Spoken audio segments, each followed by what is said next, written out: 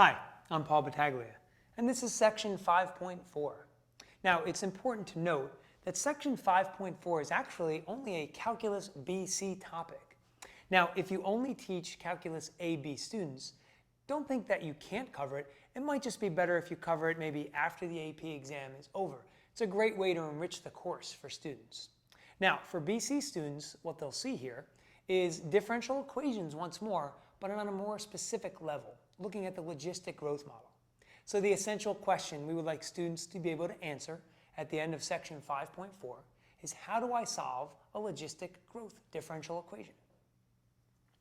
Let's look at examples 1 and 2, which are really good examples and necessary for students to have that deep conceptual understanding of what we're talking about. Remember, they've seen differential equations, but now we need to see if they can apply them, right?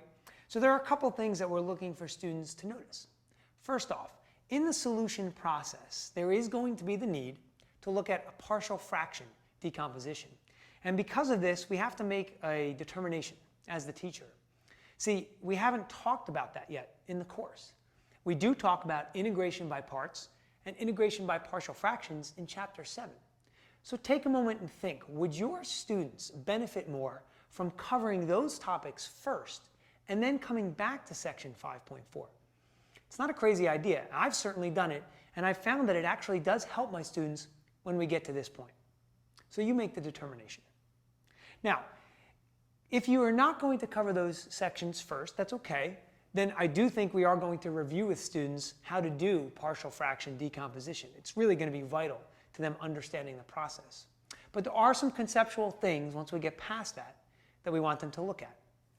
Number one, when we look at a logistic growth curve, we want to take special note of the inflection point, because the inflection point tells us when the population model, or when the model as a whole, is growing at its fastest. And it's interesting because one of the things I like to assess is not just if my students know when it's growing the fastest, but how to find it. So we'll have the tip that they can use the expression L divided by 2. Now, when they do this, this will tell them the location of that inflection point, but it won't necessarily tell them the time. And so we want to look at that for sure. Now, number 2 is when we look at something called the carrying capacity, how do we actually go about finding that? Well, it actually involves a limit as t approaches infinity, t standing for time. And when we analyze the solution to this growth model and we evaluate its limit as t approaches infinity, we'll be able to look at what we find is a horizontal asymptote. There's your carrying capacity.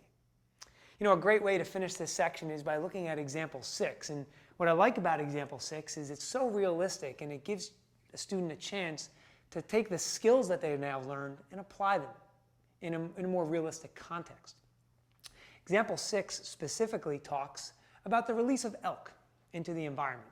And while they might not be too interested, they might be interested to know that environmentally speaking, you know, there's only a certain number of elk that could survive at one time in a specific area, almost like a maximum. So there's a maximum carrying capacity, and that's really what comes into play here. It's very important students look at that. Okay, let's talk about 2 very important mistakes that we have to watch out for. So number 1, we talked a little bit earlier about partial fractions, and so since this is so new to students, we have to kind of watch out for mistakes there. Maybe they think they understand it because they've seen it once or twice, but maybe they need a little bit more practice. So don't be afraid to give them a couple other examples to look at. Now secondly, after the anti-differentiation process, when they're solving these logistic differential equations, there actually become some algebraic issues, because occasionally we need to use log properties to clean up the solution. And although we've talked about it a lot, they might have trouble recognizing when and what property to use. So be on the lookout for those 2 mistakes.